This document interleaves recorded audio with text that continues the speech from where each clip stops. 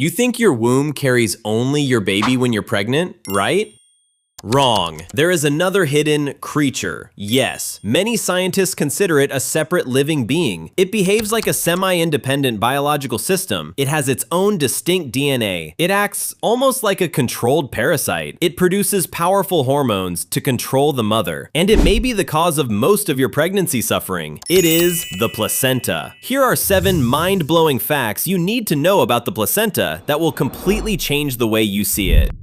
Mind-blowing fact number 7. You may think pregnancy is pure harmony, but biology tells a much more dramatic story. In his book Genome, the British biologist Matt Ridley proposed a fascinating idea. The baby doesn't fully trust the mother's genes. Yes, read that again. The baby doesn't fully trust the mother's genes. He based this on a striking experiment from the early 1980s. 2 scientists asked a bold question. What would happen if an embryo didn't receive one set of genes from each parent, but instead got both sets from the same parent? So they created mouse embryos with either 2 paternal genomes or 2 maternal genomes, and what they found was shocking. It completely changed how we understand pregnancy. When an embryo had 2 copies of paternal genes, the placenta grew large, invasive, almost aggressive, as if it were trying to extract as many nutrients as possible from the mother. But the embryo itself? Poorly developed. Now here's where it gets even stranger. When the embryo had 2 maternal genomes, the exact opposite happened. The embryo developed relatively better, but the placenta? Weak, small, underdeveloped. This is bizarre, almost counterintuitive. So what's really going on here? Is there a kind of genetic tug of war happening inside pregnancy? Does the fetus, in a way, not fully trust the mother's genes to control how resources are allocated? And this leads us to mind-blowing fact number 6. Biologists consider the placenta a parasite upon the mother. Yes, a parasite, not just an organ, not just a connection, but something that behaves, at least in part, like an invader. It taps into the mother's blood supply, manipulates her physiology, and redirects nutrients toward itself and the fetus, almost like it's negotiating or even competing for resources. And here's the twist. The mother's body is constantly trying to regulate and limit this process, while the placenta is pushing for more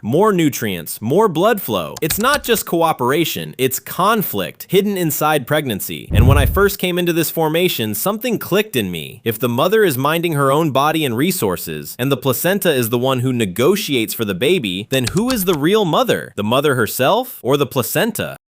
Fact number 5. The placenta doesn't just get blood from the mother, it chemically hacks her. Yes, hacks her body. Its goal is simple: get more nutrients for the baby. So it releases chemicals into the mother's bloodstream. For example, some chemicals force her body to become more resistant to insulin. It technically tries to limit the mother's cells from using glucose, so it becomes available for the fetus. It's a strategic move: redirect the fuel to the baby. But here's the cost. If this hacking goes too far, it leads to gestational diabetes. Now it's not just adaptation, it's pathology. And it doesn't stop there. The placenta acts like a separate endocrine organ. It produces its own hormones. And those hormones don't just affect the body, they affect the mind, mood, bonding behavior, stress responses. So the placenta isn't just feeding the baby, it's influencing how the mother thinks and feels. This isn't passive support, this is active control. Mind-blowing fact number 4. The placenta works like the baby's bodyguard against the mother's immune system. The placenta not only feeds and clears waste as the baby grows inside the mother, but genetically, that baby is not the same as her. Half of its DNA comes from the father, which means biologically, the mother's immune system should recognize it as foreign. And normally, foreign equals attack. Here, the placenta, the fetus's bodyguard, hides the baby from the mother's immune system.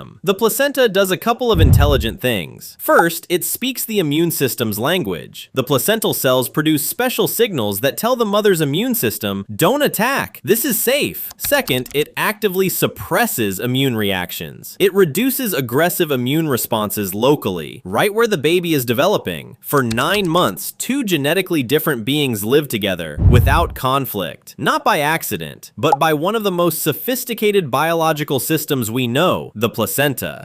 Mind-blowing fact number 3. If it loses the balance, the placenta can be lethal to the mother. The placenta must strike a perfect balance, not too aggressive, not too weak, because when it shifts, the symptoms begin. If the placenta is too strong, too invasive, it buries itself deep into the uterus, and after delivery, it doesn't come out. The result? Severe bleeding, massive hemorrhage, a life-threatening emergency. Now the opposite. If the placenta is too weak, too shallow, it fails to supply enough blood, and the mother's body starts to show warning signs: high blood pressure, swelling in the hands and face, protein leaking into the urine, severe headaches, blurred vision. This is pre-eclampsia. The only way to stop the process is to remove the placenta, which means deliver the baby. Mind-blowing fact number 2. The placenta can actually get cancer. Yes, in very rare cases, placental cells grow out of control, not supporting life, but turning against the mother. It can invade the uterus, cause heavy bleeding, and even spread to organs like the lungs. This is no longer a normal pregnancy. It becomes a serious threat to the mother's life. But here's the good news. This condition is rare, and when detected early, it is highly treatable. Mind-blowing fact number 1. The placenta knows she is going to die soon, and it seems to be okay with it. Most organs fight to survive, to last, to stay, but the placenta? It is different. It enters the body with a deadline. From the very beginning, it knows it will not stay. It builds, feeds, protects, gives everything it has to a life that isn't even its own, like a silent guardian. And when the mission is complete, it doesn't resist. It doesn't hold on. It lets go completely. That's it for today. Share your thoughts. Who is the real mother in the womb? And please subscribe for more practical pregnancy advice and fascinating facts.